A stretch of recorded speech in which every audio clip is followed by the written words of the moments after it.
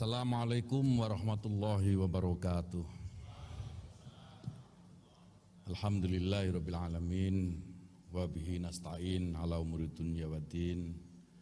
Shalatu wassalamu ala asrofil anbiya'i wal mursalin sayyidina wa maulana Muhammadin wa ala alihi wa ashabihi ajmain, amma ba'du.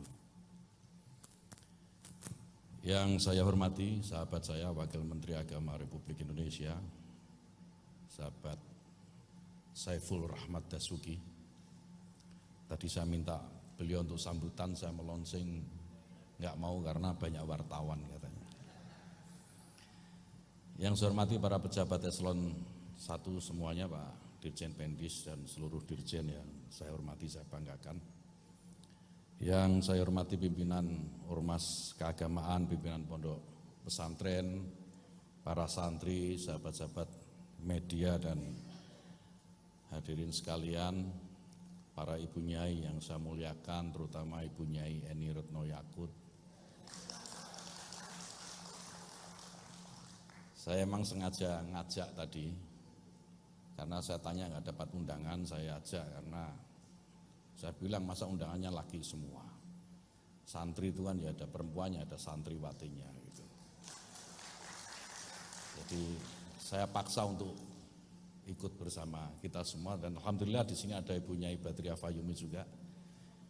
Ibu Nyai yang luar biasa terobosan-terobosan intelektualnya melalui KUPI, dan ini bisa menjadi inspirasi bagi santri-santri perempuan terutama. Yang saya banggakan Panglima Santri Habib Umar Shah. Jadi kalau dulu kita punya pejuang-pejuang santri yang luar biasa gitu ya, hari ini kita punya Panglima Santri yang juga tidak kalah luar biasa.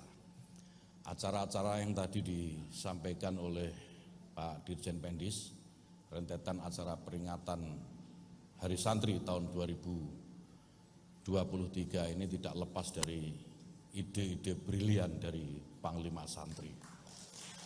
Jadi, terima kasih Bang Umar Shah. Bapak Ibu sekalian, alhamdulillah, puji syukur mari senantiasa kita curahkan kepada Allah Subhanahu wa taala yang selalu memberikan kita kenikmatan dan kesempatan sehingga pada pagi hari ini kita semua bisa sama-sama bersilaturahim di sini untuk melaunching logo Hari Santri yang sebentar lagi rangkaian acaranya akan dimulai. Sholawat dan salam tentu juga senantiasa kita aturkan kepada junjungan kita Nabi besar Muhammad SAW, dengan harapan kita semua selalu bisa berpegang pada ajarannya dan mendapatkan syafaatnya nanti di yaumil akhir. Bapak Ibu sekalian yang saya hormati, saya ingin memulai dengan mengutip pernyataan dari Kiai Haji Mustafa Bisri, Gus Mus, tentang definisi santri. Menurut Gus Mus, santri adalah murid kiai yang dididik dengan penuh kasih sayang untuk menjadi mukmin yang kuat. Santri juga kelompok yang mencintai negaranya sekaligus menghormati dan orang tuanya meskipun keduanya telah tiada. Santri juga adalah mereka yang menyayangi sesama hamba Allah, mencintai ilmu dan tidak pernah berhenti belajar. Minal mahdi ilal lahdi. Itu definisi Gus Mus atas santri. Jadi santri ini menganggap agama sebagai anugerah dan sekaligus wasilah untuk mendapatkan ridho dari Allah. Santri adalah hamba yang selalu bersyukur.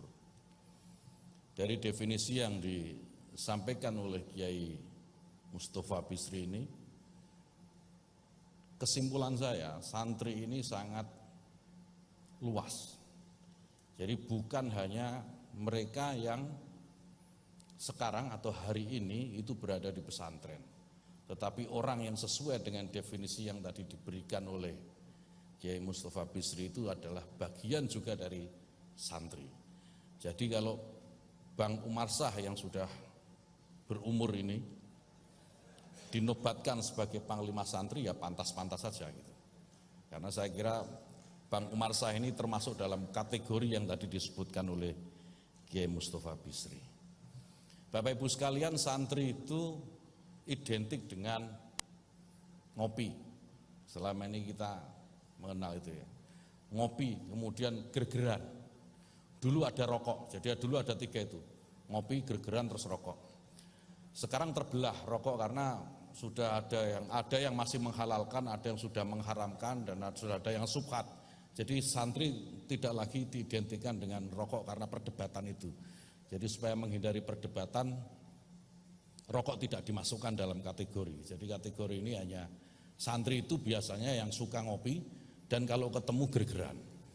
Maka hari santri yang akan kita peringati dengan kita mulai melaunching logo ini, maka akan jauh dari kesantrian kalau isinya tegang semua begini. Ini kan tegang semua ini, mentang-mentang tahun politik terus semua tegang gitu kan. Tahun lalu wartawan nggak sebanyak ini, kali ini wartawan banyak sekali gitu kan. Kayaknya ada yang ditunggu.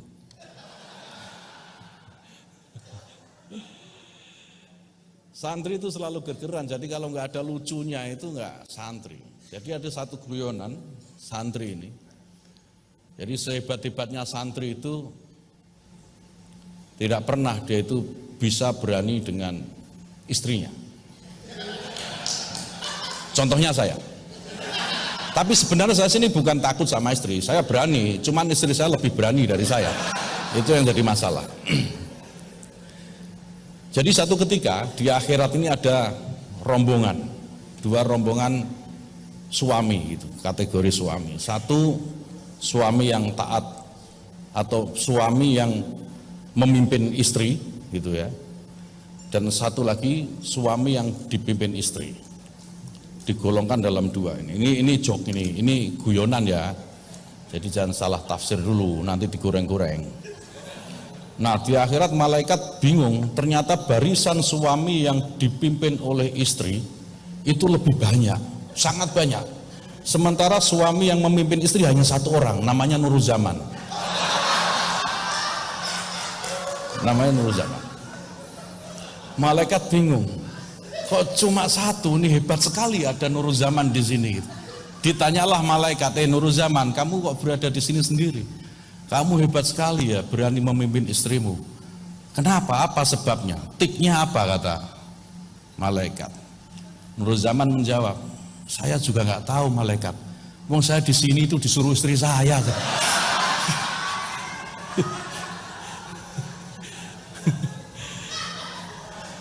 Dan itu cerminan hidup ketika di dunia juga. Nuruzaman itu juga begitu, dia sangat takut dengan istrinya.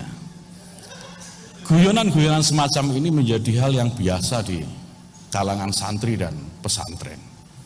Yang sekarang orang mau guyon sedikit saja jadi berita, ya kan?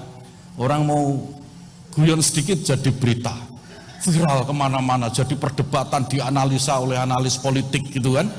Sampai di TV berkali-kali disiarkan, luar biasa. Memang bangsa kita ini terlalu tegang sepertinya.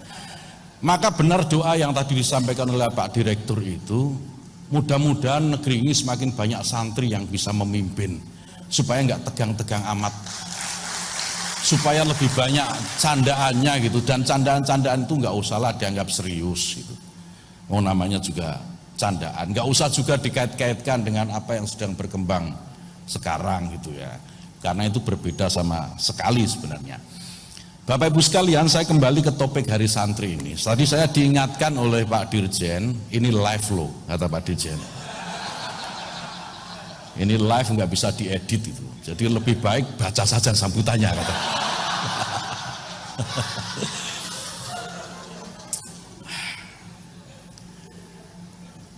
Pemenang sejarah itu adalah mereka yang berani menghadapi sejarah dengan segala kenyataannya. Jadi santri itu ditakdirkan untuk menjadi pemenang sejarah. Jadi apapun yang ada di depannya itu tidak akan membuat dia takut. Satu-satunya ketakutan santri yaitu tadi itu yang saya ceritakan dia. Pada launching peringatan Hari Santri ini, Bapak Ibu sekalian, izinkan saya atas nama Menteri Agama Republik Indonesia menyampaikan terima kasih kepada seluruh santri tentu saja, baik di masa lampau maupun santri saat sekarang, yang memiliki jejak sejarah dalam setiap episode sejarah ini yang sangat menentukan. Santri tercatat misalnya kalau kita runut dalam episode sejarah kita, mulai sejak zaman pergerakan, santri terlibat dalam pergolakan kemerdekaan. Ketika Indonesia merdeka, kemudian negara penjajah sekutu ingin kembali menjajah Indonesia, santri juga tampil ke depan untuk mempertahankan Indonesia, yang kemudian kita kenal dengan resolusi jihad yang ditakbirkan oleh Hadratus Syekh Hasyim Asy'ari, yang melibatkan semua santri sehingga mereka merasa tergugah untuk berjuang bersama-sama kiai mempertahankan negeri ini.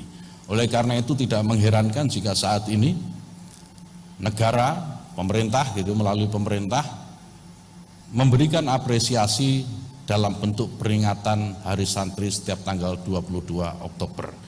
Ini wujud dari penghargaan pemerintah atas perjuangan para santri.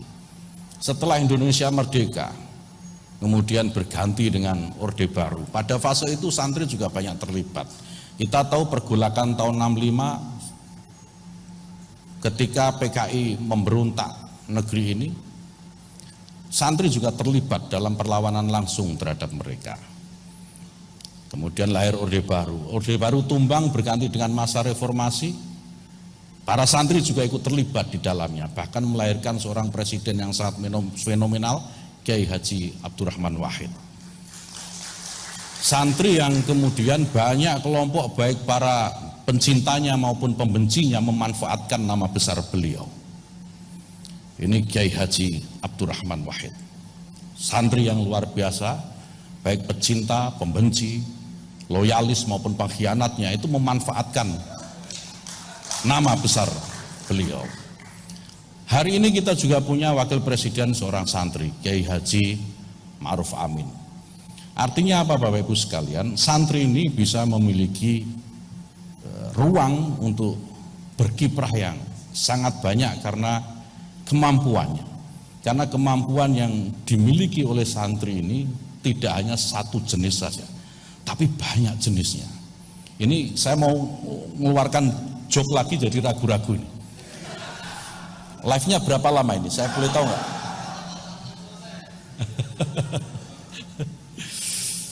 Udah langsung aja, nggak usah pakai.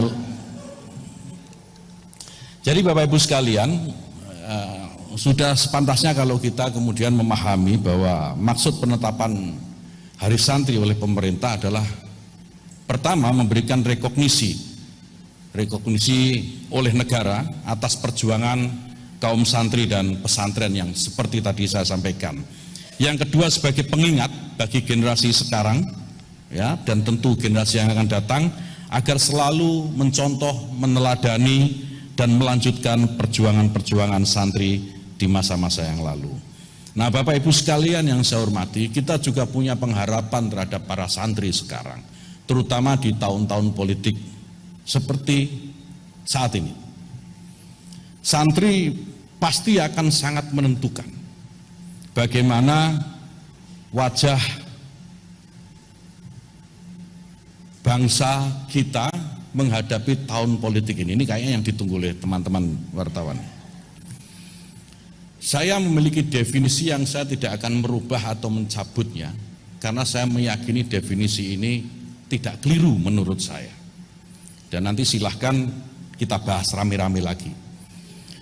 Saya berharap para santri ini bisa mengikuti jejak para pendahulunya dengan meletakkan setiap perjuangan yang dia lakukan di wilayah manapun gitu, di ruang apapun yang didasarkan pada nilai-nilai keagamaan. Ya, berdasarkan nilai-nilai keagamaan, termasuk politik, termasuk dalam pengabdian di dunia politik. Saya berharap para santri ke depan, dan kita semua sebenarnya yang bukan santri pun gitu ya. Saya memiliki pengharapan agar kita ini bisa beragama melalui politik bagi yang politisi ini. Ini banyak politisi di sini saya lihat. Mari kita beragama melalui politik. Artinya apa? Agama dijadikan subjek, sementara politik itu hanya objek. Ya. Orientasinya adalah keuntungan, kebaikan bagi masyarakat untuk mendapatkan ridho Allah. Untuk mendapatkan ridho Allah. Jadi kalau kita mau berpolitik, sebaiknya ya, politik itu dijiwai dengan nilai-nilai agama. Sehingga apapun yang kita perjuangkan dalam wilayah politik itu semata-mata mengharapkan ridho Allah. Tentu melalui wasilah kesejahteraan, kebaikan gitu, dan keuntungan-keuntungan yang itu didapatkan oleh masyarakat, bukan diri kita sendiri. Yang kita harapkan dari diri kita adalah keridhaan dari Allah Subhanahu wa ta'ala. Itu jika kita beragama melalui politik. Sejarah para santri sudah banyak mencontohkan. Yang ini seringkali dibolak-balik, diputar-putar. Kita mengenal Hadratus Syekh Hasyim Asy'ari. Hadratus Syekh Hasyim Asy'ari itu bukan tidak berpolitik, beliau berpolitik. Beliau beragama dengan politik. Ketika memutuskan Nahdlatul Ulama, ormas besar yang beliau pimpin pada waktu itu, untuk bergabung dengan Masyumi yang isinya ini kelompok-kelompok garis keras kalau kita kenal sekarang, itu dengan niatan agar mereka yang keras-keras ini mau menjadi lunak, menjadi moderat, berada di jalur yang tengah. Jadi tidak keras-keras amat gitu.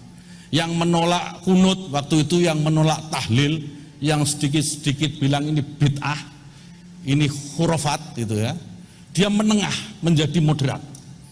Itu kenapa Kiai Hasyim Asy'ari, Hadratus Syekh Hasyim Asy'ari mau bergabung dengan Masyumi. Berbeda dengan Kiai Wahab Hasbullah. Ketika Kiai Wahab Hasbullah bergabung dengan, memutuskan NU bergabung dengan Nasakom, itu bukan dalam rangka mendukung komunis, bukan dalam rangka mendukung PKI, bukan. Tetapi bagaimana mereka itu yang komunis, yang PKI pada waktu itu, pada akhirnya nanti mau kembali ke jalan yang benar, mau ke tengah, yang ekstrim di kiri-kiri itu mau bergeser ke tengah. Itu yang dulu insya Allah diniatkan oleh Wahab Hasbullah. Nah, ini beragama dengan cara politik. Berbeda dengan berpolitik melalui agama. Ini berbeda sama sekali. Ini berbeda sama sekali. Ya, ini yang banyak. Ini sekarang yang banyak, berpolitik melalui agama. Jadi semua tujuan-tujuan politiknya, ya, tujuan-tujuan politiknya itu bukan dijiwai, tetapi didasari oleh nilai-nilai keagamaan. Jadi dicarikan dasarnya yang pas, kira-kira sesuai dengan kepentingannya. Atau dalam bahasa yang paling ringkas, agama diperalat menjadi alat politik. Dan ini tidak boleh terjadi. Kita harus kembalikan Mbah Hasyim yang dulu, kita harus kembalikan Mbah Hasbullah yang dulu, untuk bagaimana kita ini bisa mengisi ruang-ruang politik ini dengan nilai-nilai agama yang baik, yang benar, dan dalam posisi yang memberikan penghargaan terhadap yang lain. Sekarang yang banyak ini orang memanfaatkan agama sebagai alat untuk berpolitik, dan ini tidak baik. Nah, saya berharap santri-santri ke depan bisa lahir kembali seperti Mbah Hasyim, seperti Mbah Wahab yang lain. Kalau sekarang ada yang ngaku mampu seperti Mbah Hasyim, mampu seperti Mbah Wahab, saya kira belum ada yang sekaliber itu. Jadi kalau ada kelompok moderat kemudian bergabung dengan yang tidak moderat gitu, dan berasumsi yang tidak moderat akan menjadi moderat, kok nanti dululah, kita lihat metodenya bagaimana nanti. Kita harus uji dulu metodenya. Apakah iya? Kalau iya ya alhamdulillah, kalau tidak ya sebaiknya dikoreksi kembali. Bapak Ibu sekalian yang saya hormati, saya ini terus terang agak sulit bicara di depan kamera seperti ini. Tetapi saya memang harus menyampaikan apa yang terbaik buat bangsa dan negara ini, terutama yang berkaitan dengan isu-isu keagamaan, karena saya Menteri Agama. Jadi saya harus menjaga agama ini ya, tidak diperalat oleh kepentingan-kepentingan yang bersifat politik atau duniawi lah gitu, biar nggak hanya politik aja. Saya berkepentingan untuk menjaga agama ini dalam kemurnian ajarannya. Nah, jadi kalau ada, karena saya memiliki kepentingan ini, kalau orang mengatakan saya ini buzzer, mengatakan saya ini apa? Ya sebangsa buzzer itulah ya. Ya biarin aja, enggak apa-apa. Ini soal beda pendapat itu ya sah-sah saja kok. Orang mau ngatain saya buzzer juga enggak apa-apa. Tapi saya sekali lagi berpegang pada prinsip bahwa saya ingin menjaga agama ini dari dalam kemurnian ajarannya. Saya tidak ingin agama diperalat untuk kepentingan politik. Saya tidak menyebut seseorang atau satu kelompok tertentu. Tidak menyebut ini berlaku umum secara umum, berlaku keseluruhan. Jadi kalau kemudian ada yang tersinggung, ada yang merasa kesentil gitu, ya mohon maaf. Mohon maaf, mungkin Anda lelah atau pikniknya kurang gitu, saya enggak tahu. Ya pokoknya prinsipnya itu. Nah Bapak Ibu sekalian, pada kesempatan yang baik ini, supaya bahan buat media enggak banyak-banyak, nanti kita doorstop saja. Saya ingin dalam kesempatan yang baik ini mengucapkan selamat Hari Santri mendahului sebelum 22 Oktober nanti, sekaligus melonsing logo yang akan kita gunakan untuk Hari Santri yang bertema Jihad Santri Jayakan Negeri. Sampai bertemu di event-event Hari Santri, rangkaian Hari Santri yang panjang tadi. Dan insya Allah nanti kita juga bertemu di apel puncak Hari Santri di 22 Oktober di Tugu Pahlawan Surabaya. Saya juga undang kawan-kawan media, tadi nggak disebut oleh Pak Dirjen, silakan hadir di sana. Irupnya nanti insya Allah Presiden Jokowi, dan setelah itu akan ada beberapa acara yang menurut saya ini buat media akan sangat menarik. Nanti tanyakan ke panitianya, Gus Nabil Harun itu panitianya. Nanti ada rangkaian acara yang menurut saya juga akan sangat menarik perhatian. Bapak Ibu sekalian, demikian yang bisa saya sampaikan. Semoga Hari Santri nanti, rangkaian Hari Santri berjalan dengan baik, lancar, dan membahagiakan kita semua. Dan mudah-mudahan tidak ada lagi viral-viral yang tidak perlu. Nasrun minallah wa fathun qarib, wallahu muwaffiq ila aqwamit thoriq. Assalamualaikum warahmatullahi wabarakatuh.